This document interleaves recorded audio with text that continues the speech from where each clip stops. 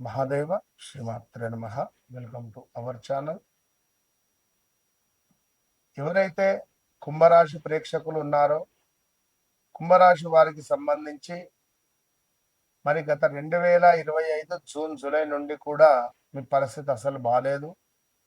సుమారుగా అక్టోబర్ నుండి కుంభరాశి వారికి మరి అప్పుల బాధలు తొలగిపోవాలనుకున్న, ఫైనాన్షియల్గా కొంత మంచి స్టెబిలిటీ ఉండాలి అనుకున్నా, లేదా ఏమైనా కుంభరాశి వారికి కొంత అదృష్టం కలిసి రావాలి అనుకున్నా, కుంభరాశి వారికి వ్యాపారంలో అభివృద్ధి ఉండాలనుకున్నా ఈ అద్భుతమైనటువంటి రెమెడీలను పాటించండి.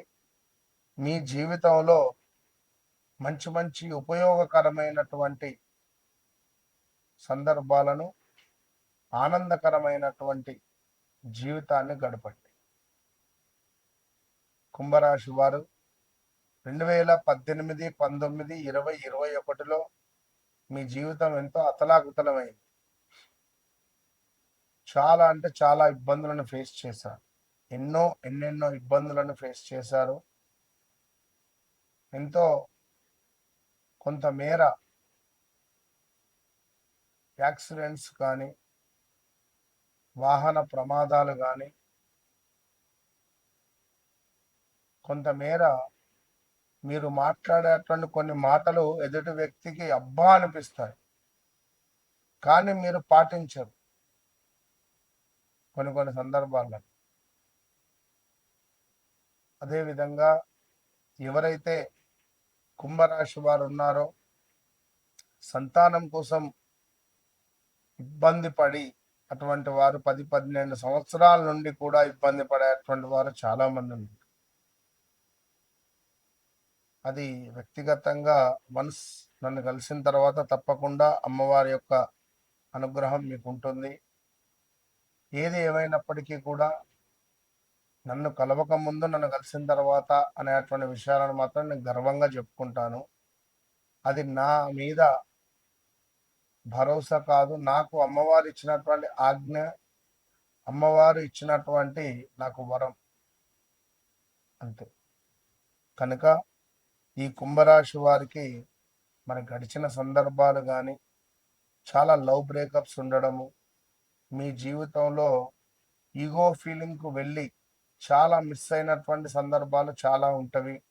ఇల్లీగల్ అఫైర్స్ కావచ్చును, కొంత వివాహం కాకముందే కొన్ని మీరు అసలు జీవితం అంటే ఏంటిదో చూసేసినటువంటి సందర్భాలు. 1, 2 అని కాదు. శనివారం పేదలకు నల్ల నువ్వులు కానీ, తెల్ల నువ్వుల ఉండలను పంచిపెట్టడం కానీ, ఏమైనా దుప్పట్లను పంచిపెట్టడం ద్వారా మీకు అత్యంత అద్భుతమైనటువంటి లక్ష్మీ యోగం ఏర్పడుతుంది. అప్పులు తీరేటువంటి పరిస్థితి, ఎంత కష్టపడినా ఫలితం కనిపించడం లేదా అని అనుకునేటువంటి వారి కోసము ఈ రెమెడీలు చెప్తూ ఉన్నాను. ఇక మీరు కాలానికి ముందే ఆలోచిస్తారు, అందుకే చాలామంది మిమ్మల్ని ఆలస్యంగా అర్థం చేసుకుంటారు. ఈ విషయం కూడా గమనించుకోండి. ఈ యొక్క కుంభరాశి వారికి మీకు ఇచ్చే ట్యాగ్ లైన్ ఏమిటి అంటే, ఈ రోజు నేను అర్థం చేసుకోకపోవచ్చు, రేపు నిన్ను అనుసరిస్తారు.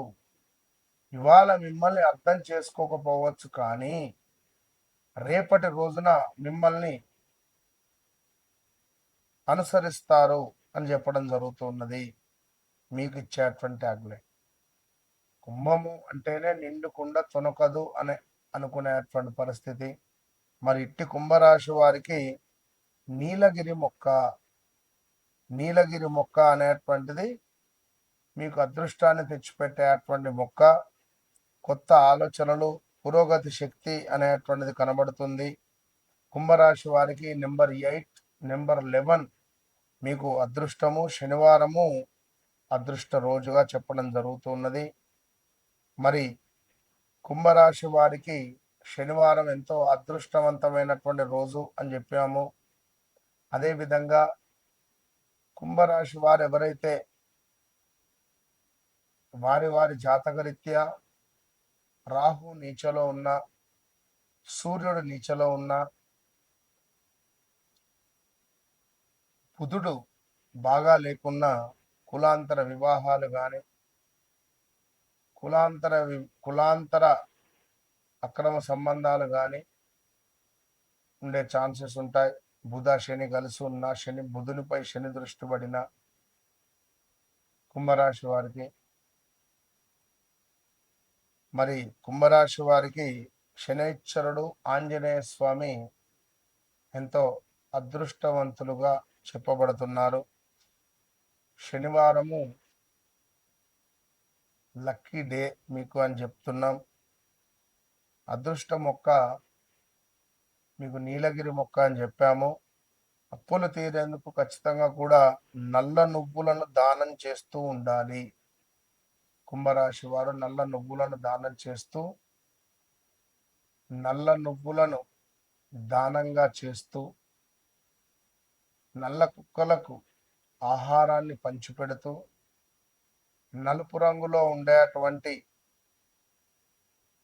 ఆవులకు దానాను అందిస్తూ, కాకులకు ఖచ్చితంగా ఆహారాన్ని, నీటినో, అమావాస్యకు శ్మశానంలో కాకులు విపరీతంగా ఉంటాయి. అమావాస్యకే కాదు, ఎప్పుడైనా ఉంటాయి అక్కడ. సో మీరు అచ్చడకు వెళ్ళినా కూడా కాకులకు ఆహారం పెట్టినా కూడా ఎంతో మంచి లభిస్తుంది. కుంభరాశి వారికి రాబోయే రోజులలో కొన్ని గొడవలు, అప్పులు పుట్టడము, అప్పు సంబంధిత ఇబ్బందులు నుండి విముక్తి కలిగేటువంటి పరిస్థితి, ఏమైనా గవర్నమెంట్ రిలేటెడ్ ఉద్యోగం కానీ, గవర్నమెంట్ రిలేటెడ్ ఏదో ఒకటి మీకు లాభము జరగబోతున్నది, గౌట్ రిలేటెడ్. సో కుంభరాశి వారికి తప్పకుండా కూడా ఇంకా చూసుకున్నట్టయితే ఇందాక మనం చెప్పుకున్న నీలగిరి వృక్షము అని, అదేవిధంగా ఆంజనేయ స్వామికి వడమాలను సమర్పిస్తూ ఉండడము, శనిదేవునికి నల్ల నువ్వులను సమర్పిస్తూ, నల్ల నువ్వులను దానంగా ఇస్తూ ఉండడము, కుదిరితే శనివారం పేదలకు అన్నదానం చేయడం వల్ల, అన్నదానం అంటే మీరేమో 4 రకాలు చేయాల్సిన పని లేదు. సాంబార్ రైసో, కర్డ్ రైసో, పులిహోరనో చేసి నలుగురికి పంచండి, అదే 10,000. ప్రతి శుక్రవారము లేదా ప్రతి పౌర్ణమి రోజున మీరు విశేషంగా కూడా ఓం శ్రీం మహాలక్ష్మీ నమః అనేటువంటి మంత్రాన్ని ఒక 1000 సార్లు చదువుకున్న ఎడల, నేతితో దీపారాధన చేసిన ఎడల మీ జీవితంలో మంచి మార్పు ఉంటుంది. ఏది ఏమైనప్పటికీ కూడా వ్యక్తిగత జాతక రీత్యా నడిచే దశ అంతర్దశలలో ఖచ్చితంగా మీకు ఎలాంటి దశలు నడుస్తున్నాయి చెక్ చేసుకోండి. ఒకసారి నన్ను కలవక ముందు, నన్ను కలిసిన తర్వాత, నాతో మాట్లాడక ముందు, నాతో మాట్లాడిన తర్వాత అనేది మీ జీవితంలో వినలేని అంశంగా అద్భుతంగా ఉంటుంది. All the best. 30వ తారీఖు జూన్ నెలలో గోకర్ణ క్షేత్రంలో మన ఆధ్వర్యంలో మహాన్యాసపూర్వక ఏకాదశ రుద్ర పారాయణం, రుద్ర అభిషేకం కలదు. గోకర్ణ క్షేత్రంలో, మరి కర్ణాటకలో గల గోకర్ణ క్షేత్రం అత్యంత పవర్ఫుల్ కలిగినటువంటి క్షేత్రంలో మహాన్యాసపూర్వక ఏకాదశ రుద్రాభిషేకం 11 మంది బ్రాహ్మణుల చేత రుద్రాన్ని 11 సార్లు పారాయణం చేయించేటువంటి కార్యక్రమం, అత్యంత పుణ్య కార్యక్రమం. ఇది కూడా క్షేత్రంలోనే. మరి ఏలినాటి శని, అర్ధాష్టమ శని, అష్టమ శని, ఏ పనులైనా ముందుకు వెళ్ళడం లేదు, కొంత ఇబ్బందులలో ఉన్నాము, నాకు నమ్మిన వారి నుండే మోసపూరితమైనటువంటి వాతావరణం ఉంది అని అనుకునేటువంటి వారు కానీ, ఉద్యోగంలో ఇబ్బందులు ఉన్నాయి అని అనుకునేటువంటి వారు కానీ, ఇంట్లో తరచూ గొడవలు అవుతున్నాయి, సో నాకు ఏదో ఒక పని ముందుకు వెళ్ళటం లేదు అని అనుకునేటువంటి వారికి కానీ ఇది ఎంతో శుభంగా ఉపయోగపడేటువంటి ఈ పూజ మళ్ళీ చేసేటువంటి సంకల్పం స్వామివారి వద్ద మనకు అద్భుతమైనటువంటి ఒక పవర్ అనేటువంటిది జనరేట్ అవుతుంది. సో తప్పకుండా ఈ పూజలో పాల్గొనేటువంటి వారు సంప్రదించండి. All the best.